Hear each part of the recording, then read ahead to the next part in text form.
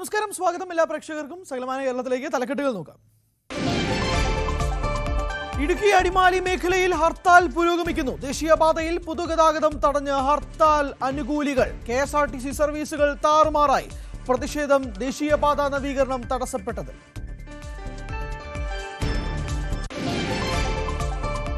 Palakkad car പൊട്ടിത്തെറിച്ച് പരിക്കേറ്റ അമ്മയുടെയും 2 മക്കളുടെയും നില ഗുരുതരം.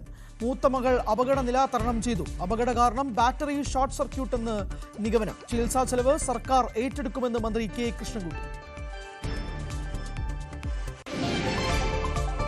കോതമംഗലത്ത് വീട് തകർത്ത് കാട്ടാന. ആനക്കൂട്ടം എത്തിയത് കോട്ടപ്പടി പഞ്ചായത്തിലെ വടക്കും ഭാഗത്ത്. തകർത്തത് പുത്തൻപുരയിൽ മോഹനന്റെ വീട്. നിപ പാതയിൽ പാലക്കാട് ജില്ലയിലെ നിയന്ത്രണങ്ങൾ പിൻവലിച്ചു. നടപടി പുതിയ കേസുകൾ റിപ്പോർട്ട് ചെയ്യാത്ത സാഹചര്യത്തിൽ 6 വാർഡുകളിൽ ഏർപ്പെടുത്തിയിരുന്ന നിയന്ത്രണങ്ങളും നീക്കി.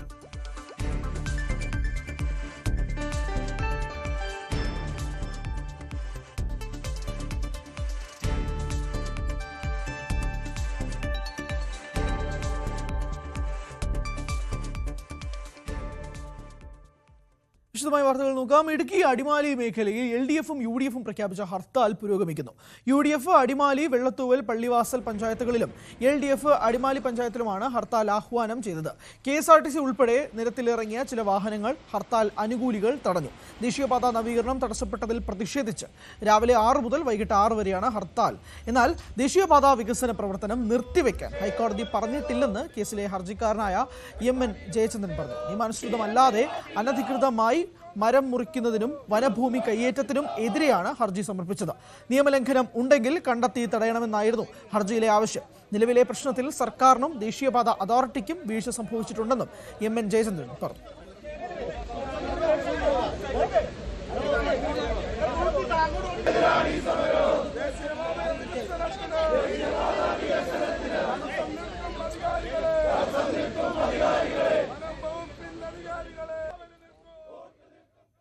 പാലക്കാട് പുൽപ്പള്ളിയിൽ കാർ പൊട്ടിത്തെറിച്ചുണ്ടായ അപകടത്തിൽ പരിക്കേറ്റ അമ്മയും 2 മക്കളും അതീവ ഗുരുതരാവസ്ഥയിൽ ചികിത്സയിൽ തുടരുകയാണ്.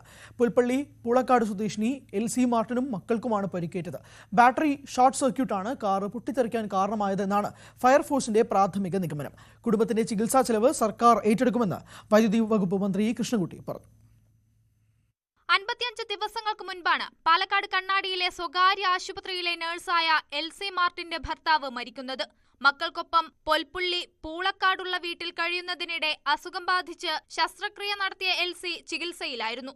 ഇന്നലെയാണ് ജോലിയിൽ തിരികെ പ്രവേശിച്ചത്. വൈകിട്ടോടെ വീട്ടിലെത്തിയ LC മക്കൾക്കൊപ്പം ഭക്ഷണം കഴിക്കാൻ ഇറങ്ങുന്നതിനിടയിലാണ് വീട്ടുമുറ്റത്ത് വെച്ച് കാർ പൊട്ടിത്തെറിച്ച് അപകടമുണ്ടായത്. കാറ് കുറച്ച് പഴക്കം ചെന്ന കാറായിരുന്നു. അപ്പോൾ ആ കാർ ഇടയ്ക്ക് നിൽക്കാറൊക്കെ ഉണ്ടായിരുന്നാണ് പറഞ്ഞു കേട്ടത്. പക്ഷേ കാർ ഇവർ തന്നെ ഡ്രൈവ് ചെയ്ത് ഈ മാട്ടിന് സുഖമില്ലാത്തപ്പോഴും അവർ തന്നെയാണ് ഇത് കൊണ്ടുവന്നിരുന്നത്. അങ്ങനെ ഒരു കോൺഫിഡൻസ് അവർക്ക് ഉണ്ടായിരുന്നിരിക്കണം. അപ്പോൾ ഇന്നലെ ആ ഒരു കുട്ടി അമ്മയുടെ അടുത്ത് പറഞ്ഞ അമ്മ പണം വരുന്നുണ്ടല്ലോ എന്ന് പറയുന്നുണ്ടായിരുന്നു. പക്ഷെ അതവർ കാര്യമാക്കിയിട്ടില്ല. നേരത്തെ ഒരു പക്ഷെ അങ്ങനെ ഉണ്ടായിരുന്നിട്ടുണ്ടാവാം. അപ്പോൾ അത് കുഴപ്പമില്ല എന്ന് പറഞ്ഞ് പിന്നെ ഇത് സ്റ്റാർട്ട് ചെയ്തു. ബാക്കിൽ നിന്നാണ് കത്ത് പിടിച്ചത്.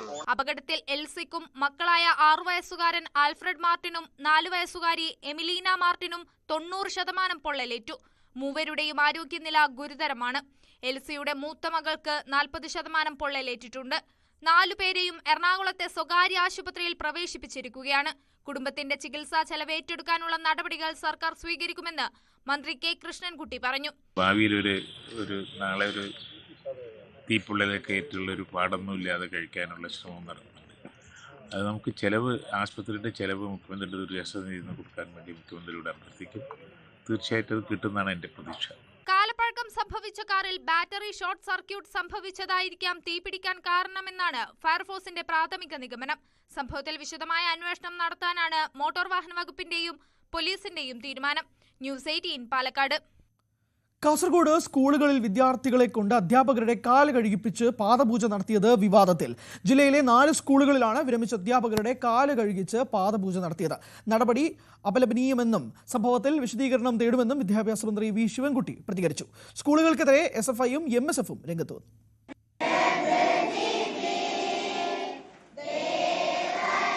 ബന്തെടുക്ക കക്കച്ചാൽ സരസ്വതി വിദ്യാനികേതൻ, തൃക്കരിപ്പൂർ ചക്രപാണി വിദ്യാമന്ദിരം, ചീമേനി വിവേകാനന്ദ വിദ്യാമന്ദിരം, കുണ്ടംകുഴി ഹരിശ്രീ വിദ്യാലയം എന്നിവിടങ്ങളിലാണ് വിരമിച്ച അധ്യാപകരുടെ കാൽ കഴുകിച്ച് പാദപൂജ നടത്തിയത്.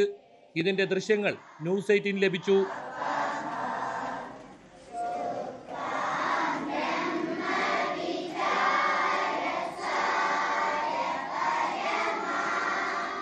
വ്യാസജയന്തി ദിനത്തിന്റെ ഭാഗമായാണ് പരിപാടി സംഘടിപ്പിച്ചത്.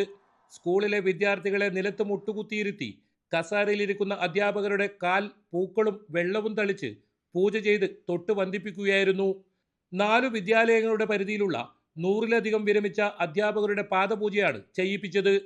അതേസമയം അധ്യാപകരോടുള്ള ആദരവ് പ്രകടിപ്പിക്കുന്നതിന്റെ ഭാഗമായാണ് പാദപൂജ നടത്തിയെന്നാണ് സ്കൂൾ അധികൃതരുടെ വിശദീകരണം.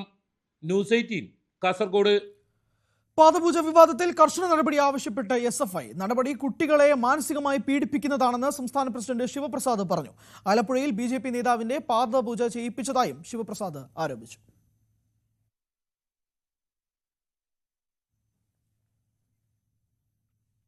സ്കൂൾ സമയമാറ്റത്തിൽ അയഞ്ഞ് വിദ്യാഭ്യാസ മന്ത്രി. സമസ്തയുമായി ചർച്ചയ്ക്ക് തയ്യാറാണെന്നും സമസ്ത സമയം അറിയിച്ചാൽ മതിയെന്നും വി ശിവൻകുട്ടി പറഞ്ഞു. സമയമാറ്റത്തിൽ സമസ്ത പ്രത്യക്ഷ സമരത്തിലേക്ക് കടന്നതോടെയാണ് സർക്കാർ നിലപാട് മയപ്പെടുത്തിയത്.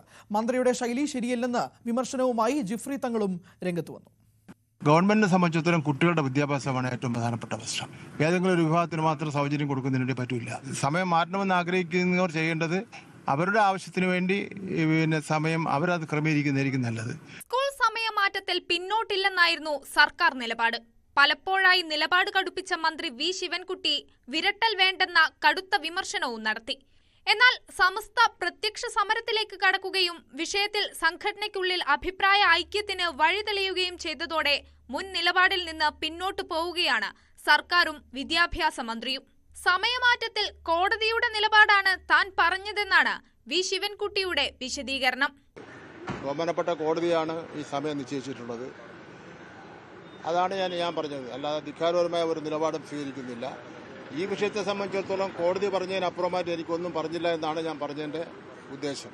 അതല്ലാതെ ചർച്ച ഇല്ല എന്ന് പറയുമ്പോൾ ഏത് നിമിഷം വേണോ സമസ്തയ്ക്കോ ഏത് സംഘടനയ്ക്കോ ചർച്ച നടത്തുന്നതിന് വേണ്ടി ഞാൻ തയ്യാറാണ്. അവരേത് നിമിഷം ഏത് സമയം വേണമെന്ന് അവർ പറഞ്ഞാൽ മാത്രം മതി. സർക്കാരുമായി പ്രത്യേകിച്ച് മുഖ്യമന്ത്രി പിണറായി വിജയനുമായി അടുത്ത ബന്ധം പുലർത്തുന്ന വ്യക്തിയാണ് സമസ്ത അധ്യക്ഷൻ ജിഫ്രി തങ്ങൾ. തങ്ങൾ ആവശ്യപ്പെട്ടിട്ടും വിഷയത്തിൽ തൽക്കാലം പുനഃപരിശോധന വേണ്ടെന്നായിരുന്നു സർക്കാരിന്റെ അഭിപ്രായം. എന്നാൽ മന്ത്രി വി ശിവൻകുട്ടിയുടെ വിമർശനം സമസ്തയെ പ്രകോപിപ്പിച്ചിട്ടുണ്ട്. മന്ത്രിയുടെ ശൈലി ശരിയല്ലെന്ന കടുത്ത വിമർശനവുമായി ജിഫ്രി തങ്ങൾ തന്നെ രംഗത്ത് വന്നു. സമുദായങ്ങളെ കാര്യങ്ങളൊക്കെ നോക്കാൻ തന്നെയല്ലേ ഇവിടെ മന്ത്രിസഭ എന്നൊക്കെ പറയുന്നത്, ഭരണം എന്നൊക്കെ പറഞ്ഞത് സമുദായങ്ങളല്ലേ വോട്ടും ചെയ്യണത്. മന്ത്രിനെ നമ്മൾ മുഖ്യമന്ത്രിക്കാണ് ഞങ്ങൾ നിവേദനം കൊടുത്തിട്ടുണ്ട്. അയാളാണ് പറയേണ്ടത്. മന്ത്രി പറയേണ്ട ആവശ്യമില്ല. മന്ത്രി പറയട്ടെ, പറയാതിരിക്കട്ടെ ആണ് ഞങ്ങൾ ആവശ്യപ്പെടുന്നത്. മനസ്സിലായില്ലേ? ഒന്നും ചർച്ചയ്ക്ക് വിളിച്ചൂടെ? വലിയ സമൂഹമല്ലേ, അങ്ങനെ അവഗണിക്കാൻ പറ്റുമോ? തെരഞ്ഞെടുപ്പ് അടുത്തെത്തുകയും സമയമാറ്റത്തിൽ സമസ്തയെ അനുകൂലിച്ച് മുസ്ലിം ലീഗ് അടക്കമുള്ള കക്ഷികൾ രംഗത്ത് വരികയും ചെയ്തതോടെ തൽക്കാലം പ്രകോപനം വേണ്ടെന്ന നിലപാടാണ് സർക്കാരിനെ നയം മാറ്റാൻ പ്രേരിപ്പിച്ചത്. News 18 Kozhikode, Thiruvananthapuram. Wayanad DCC president ND അപ്പച്ചന് മർദ്ദനം. ഒരു വിഭാഗം കോൺഗ്രസ് പ്രവർത്തകർ ND അപ്പച്ചനെ മർദ്ദിക്കുന്നതായിരുന്നു. മുള്ളൻകൊല്ലിയിലെ പാർട്ടി പരിപാടിക്കിടയിലാണ് സംഭവം നടന്നത്. മണ്ഡലം പ്രസിഡന്റ് സ്ഥാനത്തെ ചൊല്ലിയുള്ള തർക്കമാണ് മർദ്ദനത്തിന് പിന്നിൽ. എറണാകുളം മൂവാറ്റുപുഴയിൽ ബസ്സും ഗ്യാസ് ലോറിയും കൂട്ടിയിടിച്ച് അപകടം. പോത്താനിക്കാട് ആയങ്കരിയിൽ രാവിലെയാണ് സംഭവം നടന്നത്. അപകടത്തിൽ നിരവധി പേർക്ക് പരിക്കേറ്റു. ആരുടെയും പരിക്ക് ഗുരുതരമല്ല. പുറം കടലിലേക്ക് പോകുകയായിരുന്ന ബാർജ് ഫോർട്ട് കൊച്ചിയിൽ അടിഞ്ഞു. ടുൾഡുൾ 5 എന്ന ബാർജാണ് ബീച്ചിലെ മൺതിട്ടയിൽ മണിക്കൂറുകളായി കുടുങ്ങിക്കിടന്നത്. എഞ്ചിൻ തകരാറെന്നാണ് നിഗമനം. കോസ്റ്റൽ പോലീസ് സ്ഥലത്തെത്തി. വേലിയേറ്റ സമയത്ത് ബാർജ് കടലിലേക്ക് കെട്ടിവലിക്കും. സംസ്ഥാനത്ത് നിപ്പ സ്ഥിരീകരിച്ചതോടെ പാലക്കാട് ജില്ലയിൽ ഏർപ്പെടുത്തിയിരുന്ന നിയന്ത്രണങ്ങൾ പിൻവലിച്ചു. ജില്ലയിൽ പുതിയ കേസുകൾ റിപ്പോർട്ട് ചെയ്യാത്തതോടെയാണ് തീരുമാനം. 6 വാർഡുകളിൽ ഏർപ്പെടുത്തിയിരുന്ന നിയന്ത്രണങ്ങളും നീക്കി. കോതമംഗലത്ത് വീടിന് നേരെ കാട്ടാന ആക്രമണം. ഇന്നലെ രാത്രിയായിരുന്നു സംഭവം. കൂട്ടപ്പടി പഞ്ചായത്തിലെ വടക്കും ഭാഗത്താണ് കാട്ടാനകൾ നാശം വിതച്ചത്. പുത്തൻപുരയിൽ മോഹനൻ ഗോൾഡ ദമ്പതികളുടെ വീട് ആക്രമണത്തിൽ തകർന്നു.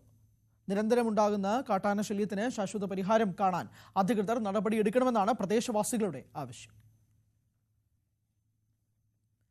പോലീസ് ടെലികമ്മ്യൂണിക്കേഷൻ CI ജേസൺ അലക്സിന്റെ മരണത്തിൽ അന്വേഷണമുണ്ടാകും. അഴിമതിക്ക് കൂട്ടുനിൽക്കാത്തതിനുള്ള സമ്മർദ്ദം കാരണമാണ് ജേസൺ മരിച്ചതെന്ന കുടുംബത്തിന്റെ ആരോപണത്തിലാണ് അന്വേഷണത്തിനുള്ള നീക്കം. പോലീസിന്റെ വയർലെസ് സംവിധാനം പരിശീലിക്കുന്നതിൽ അഴിമതി നടന്നുവെന്നാണ് ആരോപണം. തിരുവനന്തപുരം കഴക്കൂട്ടം സ്വദേശിയായ ജേസന്റെ പോസ്റ്റ്മോർട്ടം ഇന്ന് നടക്കും. ജോലിയിൽ നല്ല സമ്മർദ്ദം ഉണ്ടായിരുന്നുവെന്ന് പലപ്പോഴും പറഞ്ഞിട്ടുണ്ടെന്ന് അമ്മ പ്രതികരിച്ചു. 6 കോടി രൂപയുടെ സാധനങ്ങൾ വാങ്ങിയതിന്റെ ബില്ലിൽ ഒപ്പിട്ട് കൊടുക്കാൻ മുകളിൽ നിന്നും സമ്മർദ്ദം ഉണ്ടായിരുന്നതായും അമ്മ പറഞ്ഞു. ജോലിയുടെ ഭാരം കൊണ്ട് തന്നെ, ജോലിയുടെ പ്രഷർ കൊണ്ട് തന്നെ അവൻ മരിക്കാൻ കാരണം, വേറൊരു കാരണമല്ല. ജോലിയുടെ പ്രഷർ എന്നെ വിളിക്കും. എനിക്ക് ഈ ജോലി മൂലി എന്നുള്ള പ്രഷർ എനിക്ക് സഹിക്കാൻ വയ്യ അമ്മ, എനിക്ക് ഭയങ്കര ടെൻഷനാണ്, ഞാൻ ലീവ് എടുത്തങ്ങ് വരട്ട. ഇതൊക്കെയാണ് അവൻ ചോദിക്കുന്നത്. അവന് പ്രഷർ തന്നെ, യാതൊന്നുമല്ല, പ്രഷർ തന്നെ അവന്, അല്ലാതൊന്നുമല്ല. ഇടയ്ക്ക് എന്തെങ്കിലും പറഞ്ഞിട്ടുണ്ടോ? പറഞ്ഞിട്ടുണ്ട്. എന്താ പറഞ്ഞത്? ഈ 6 കോടിയുടെ പ്രോജക്റ്റ്, അത് മോളിൽ നിന്ന് പ്രഷറുണ്ട്, അത് ഓക്കെ ആണെന്ന് ഒപ്പിട്ട് കൊടുക്കണമെന്ന്. അവൻ ഒപ്പിട്ട് കൊടുത്തില്ല. അതിന് മോളിൽ നിന്ന് പ്രഷറുണ്ട്. എന്താ കാര്യം ഒപ്പിട്ട് കൊടുക്കാത്തത്? അത് ശരിയല്ല, അത് ശരിയായിട്ടുള്ളതല്ല ചെയ്തിരിക്കുന്നത്. വെളിയിൽ നിന്നൊരു ഒരു ഒരു പ്രൈവറ്റ് കമ്പനിക്കാർ വന്ന് ചെയ്യുന്നുണ്ട്, ഇവരെ ഹെൽപ്പ് ചെയ്യാൻ വരുന്നുണ്ട്. അപ്പോൾ അവരിതെങ്ങനെയെങ്കിലും ആക്കി കൂട്ടി ഇട്ട് കൊടുത്തുകൊണ്ട് കാശ് മാച്ച് പോകും. അപ്പോൾ അതെല്ലാം ഇവൻ്റെ തലയിൽ വരും. അതുകൊണ്ട് അത് ശരിയല്ലാത്തതുകൊണ്ട് ഒപ്പിട്ട് കൊടുത്തില്ല, ഒപ്പിട്ട് കൊടുക്കത്തില്ലെന്ന് എൻ്റെ അടുത്ത് പറഞ്ഞു. അത് ശരിയല്ലാത്ത എന്താണെന്ന് മേലുദ്യോഗസ്ഥരെ ധരിപ്പിക്കുകയും ചെയ്തു. അപ്പോൾ അവർ നടപടിയെടുക്കാൻ എന്തിനീ പ്രഷർ കൊടുത്തണ്ട മോനെ. ഇനി കേരളത്തിൽ ഒരു പോലീസുകാരനും ഇങ്ങനെ ഒരു ദുരന്തം വരാൻ പാടില്ല ഈ പ്രഷർ കാരണം. എന്തിന് അങ്ങനെ ഭാരിച്ച ജോലി ചെയ്യിപ്പിക്കുന്നത്? ആ ഭാരിച്ച ജോലി എന്തിനു ചെയ്യിപ്പിക്കുന്നത്? കൊച്ചിയിൽ MDMA-യുമായി പിടിയിലായ യൂട്യൂബർ റിൻസി മുംതാസ് സിനിമാ മേഖലയിലെ ഡ്രഗ് ലേഡി എന്ന് പോലീസ്. ലഹരിക്കായി പ്രതികൾ ചിലവാക്കിയത് ലക്ഷങ്ങളെന്നും കണ്ടെത്തി. സിനിമാ മേഖലയിൽ ലഹരി ഉപയോഗിക്കുന്നവരുടെ പേരുകൾ റിൻസി പോലീസിന് കൈമാറി. പ്രതികളെ കസ്റ്റഡിയിലെടുത്ത് ചോദ്യം ചെയ്യാനാണ് അന്വേഷണ സംഘത്തിന്റെ തീരുമാനം. സിനിമയ്ക്കുള്ളിൽ സജീവമായി ലഹരി ഇടപാട് നടത്തുന്ന റിൻസി യുവതാരങ്ങൾക്കടക്കമുള്ളവർക്ക് ഡ്രഗ് ലേഡിയാണ്. സെറ്റുകളിലും പ്രൊമോഷൻ പരിപാടികളിലും റിൻസി ഉണ്ടെങ്കിൽ അവിടെ രാസലഹരി ഒഴുകുമെന്നാണ് അന്വേഷണ സംഘത്തിന് ലഭിച്ച വിവരം. സിനിമാ മേഖലയിൽ ലഹരി ഉപയോഗിക്കുന്നവരുടെ പേരുകൾ റിൻസി പോലീസിന് കൈമാറിയിട്ടുണ്ട്. ലഹരിക്കായി പ്രതികൾ ഒഴുക്കിയത് ലക്ഷങ്ങളാണെന്നാണ് കണ്ടെത്തൽ. 10 ലക്ഷത്തോളം രൂപയാണ് ലഹരി ഇടപാടിനായി റിൻസി മുടക്കിയത്. MDMA മാത്രമല്ല, വില കൂടിയ കൊക്കൈനും പ്രതികൾ കൊച്ചിയിലെത്തിച്ചു. ആവശ്യക്കാർക്ക് പണം ഗൂഗിൾ പേ വഴി നൽകും, പിന്നീട് അത് ക്രിപ്റ്റോ കറൻസിയാക്കും. ബംഗളൂരുവിൽ നിന്നും ലഹരി എത്തിച്ചു നൽകുന്നതും വേണ്ടവർക്ക് കൈമാറുന്നതുമെല്ലാം റിൻസിയുടെ ആൺ സുഹൃത്ത് യാസറായിരുന്നു. റിമാൻഡിലുള്ള പ്രതികളെ കസ്റ്റഡിയിൽ വാങ്ങി ചോദ്യം ചെയ്യാനാണ് പോലീസിന്റെ നീക്കം. സിനിമാ PR കമ്പനിയായ ഒബ്സ്ക്യൂറ എന്റർടൈൻമെന്റിന്റെ ഭാഗമായിരുന്നു റിൻസി. ലഹരി കേസിൽ അറസ്റ്റിലായതോടെ റിൻസിയെ ഒബ്സ്ക്യൂറ തള്ളിപ്പറഞ്ഞു.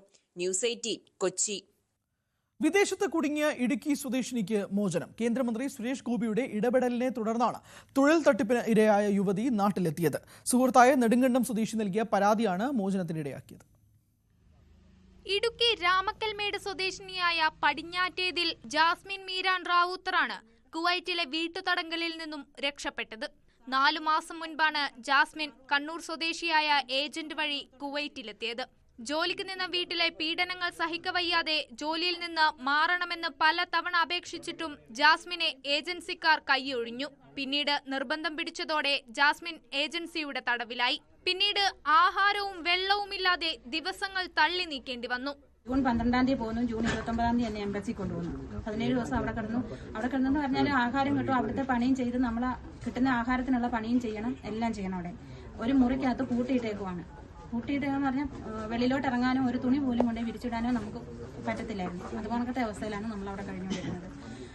ഭക്ഷണമാണെങ്കിൽ ഉച്ചയ്ക്കത്താ കിട്ടുന്നത് അവിടുത്തെ 5 മണി, 4 മണി, 4:30 മണിക്കാണ് കിട്ടുന്നത്. വൈകിട്ട് കിട്ടുന്നതെന്ന് പറഞ്ഞാൽ 12:30, 1 മണി ഒക്കെ ആകുമ്പോഴാണ് കിട്ടുന്നത്. ഉറക്കമെന്ന് പറയുന്നത് അവിടെ ഓഫീസിലും ഇല്ലായിരുന്നു. എംബസി വന്നു കഴിഞ്ഞപ്പം ഉച്ചയ്ക്ക് ആഹാരം കിട്ടുന്നത് നല്ല ആഹാരമാണ്. പിന്നെ രാവിലെയും വൈകിട്ടും കിട്ടുന്ന ഓരോ കുബൂസ് മാത്രമേ അവിടെ കിട്ടത്തുള്ളൂ. അവിടെ ഒത്തിരി എന്ന് പറഞ്ഞാൽ ഒത്തിരിയും പേര്, ഒരു 5-6 മാസം ആയവരൊക്കെ അവിടെ കിടപ്പുണ്ട്. അവർക്കൊക്കെ പോകാനുള്ള ദുരിതങ്ങളാണ് ഏറ്റവും കൂടുതൽ കിടക്കുന്നത്. സുഹൃത്തായ നെടുങ്കണ്ടം സ്വദേശിനി ലിസയോട് ദുരിതങ്ങൾ വിവരിക്കാൻ സാധിച്ചതാണ് മോചനത്തിലേക്ക് വഴിതെളിച്ചത്. വിവരം ലിസ കേന്ദ്രമന്ത്രി സുരേഷ് ഗോപിയുടെ ശ്രദ്ധയിൽപ്പെടുത്തുകയായിരുന്നു. സമാന രീതിയിൽ തട്ടിപ്പിനിരയായി നിരവധി പേർ വിദേശത്ത് കുടുങ്ങിക്കിടപ്പുണ്ടെന്ന് ജാസ്മിൻ പറയുന്നു. കണ്ണൂരിലെ ഏജന്റിനെതിരെ നിയമ നടപടി സ്വീകരിക്കുമെന്നും ജാസ്മിനും കുടുംബവും വ്യക്തമാക്കി. ന്യൂസ് 18 ഇടുക്കി. ക്ഷീരോത്പാദനത്തിലൂടെ ശ്രദ്ധേയനായി ഒരു പൊതുപ്രവർത്തകൻ. കോവിഡ് കാലത്ത് 2 പശുക്കളുമായാണ് തിരുവനന്തപുരം പാലോട് പെരിങ്ങമല സ്വദേശി സോമരാജൻ കാലി വളർത്തൽ രംഗത്തേക്ക് എത്തുന്നത്. ഇപ്പോൾ 20-ലധികം പശുക്കളുണ്ട് ഗോശാലയിൽ. ഫാം ടൂറിസത്തിലേക്ക് കടക്കാനുള്ള ആഗ്രഹമാണ് ഇപ്പോൾ സോമരാജനുള്ളത്. നന്നേ പുലർച്ചെ തന്നെ ചെറുവേലി ഹൌസിൽ സോമരാജൻ തന്റെ ഗോശാലയും പരിസരവും വെടിപ്പാക്കും. തീറ്റ നൽകി കുളിപ്പിച്ച് നിർത്തുന്നതോടെ പാൽ ചുരത്താൻ പശുക്കളും തയ്യാർ. സുന്ദരിയെയും മകൾ മീനാക്ഷിയെയുമാണ് ആദ്യം കുളിപ്പിക്കുക. പച്ചപ്പുല്ലും പച്ചവെള്ളവും തവിടും ചേർത്താണ് രാവിലെ തീറ്റ. 20-ലധികം പശുക്കളാണ് ഗോകുലത്തിലുള്ളത്. സോമരാജൻ പാലുമായി എത്തിയ ശേഷമേ പെരിങ്ങമല ക്ഷീരോത്പാദക സംഘം സജീവമാകൂ. ദിവസവും 100 ലിറ്റർ പാൽ ലഭിക്കും. പെരിങ്ങമല പഞ്ചായത്തിലെ കടകളിലും വീടുകളിലും ശുദ്ധമായ പശുവിൻ പാൽ എത്തിക്കാൻ കഴിയുന്നതിന്റെ ചാരിതാർത്ഥ്യത്തിലാണ് മുൻ പഞ്ചായത്ത് അംഗം കൂടിയായ ഈ പൊതുപ്രവർത്തകൻ. പാലോട് നിന്ന് 9 കിലോമീറ്റർ മാറി മങ്കയം എക്കോ ടൂറിസം സെന്റർ റോഡിൽ ഇടിഞ്ഞാർ അടിയോടി കുന്നിൻ ചെരുവിലാണ് ഗോശാല. ഫാം ടൂറിസത്തിലേക്ക് കടക്കാനാണ് സോമരാജന്റെ ആഗ്രഹം. തീറ്റയുടെ വില വർധന കാരണം കേരളത്തിലെ 25 ലക്ഷത്തോളം ക്ഷീര കർഷകർ ദുരിതത്തിലാണെന്നും സോമരാജൻ പറയുന്നുണ്ട്. തീറ്റയ്ക്ക് സർക്കാരിന്റെ ഭാഗത്തു നിന്ന് കിട്ടുന്ന തീറ്റയുടെ വില 525, മിൽമയിൽ നിന്ന് കിട്ടുന്നത് 500 രൂപയും പിന്നെ കേരള ഫീഡ്സിൽ നിന്ന് കിട്ടുന്നത് 525. എന്നാൽ പിന്നെ KS 1240 രൂപയ്ക്ക് ഇപ്പോൾ കിട്ടുന്നു. അപ്പോൾ പൊതുമേഖലയിൽ കിട്ടുന്നതിനേക്കാൾ കൂടുതലാണ് സർക്കാരിൻ്റെ പിന്നെ തീറ്റ. അങ്ങനെ കേരളത്തിലെ 25 ലക്ഷത്തോളം വരുന്ന ക്ഷീര കർഷകർ ഇന്ന് വളരെ കഷ്ടപ്പാടിൽ കഴിഞ്ഞു പോവുകയാണ്. വില നിയന്ത്രണം നടത്താൻ കേന്ദ്ര സംസ്ഥാന സർക്കാരുകൾക്ക് നിവേദനം നൽകി കാത്തിരിക്കുകയാണ് ഈ കർഷകൻ. ന്യൂസ് 18 നെയ്യാറ്റിൻകര.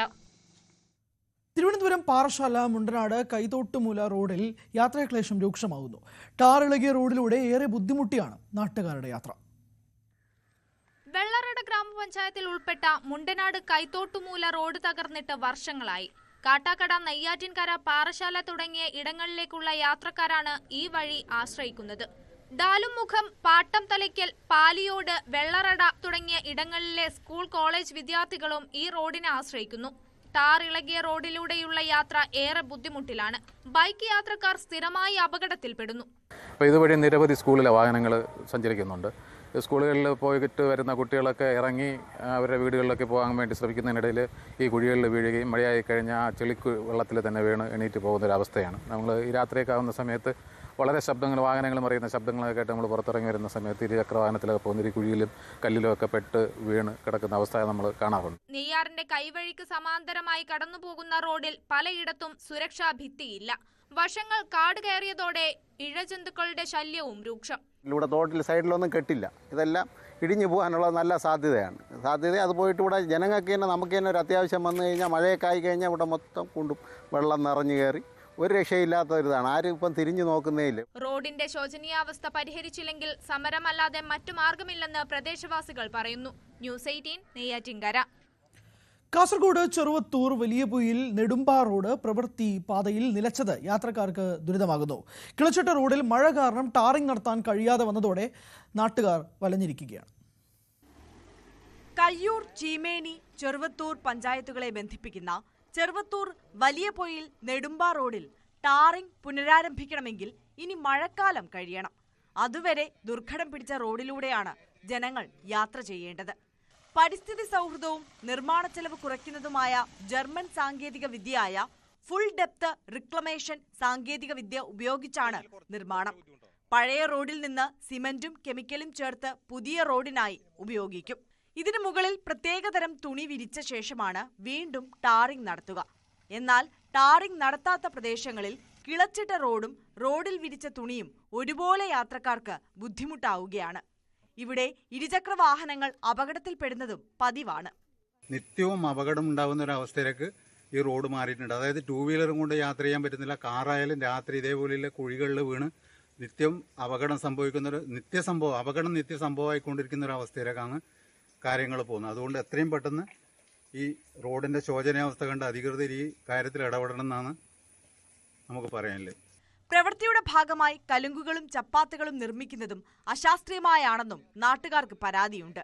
5 കോടി രൂപ ചെലവിട്ട് നിർമ്മിക്കുന്ന റോഡിന് 60% തുക കേന്ദ്ര വിഹിതവും 40% സംസ്ഥാന വിഹിതവുമാണ്.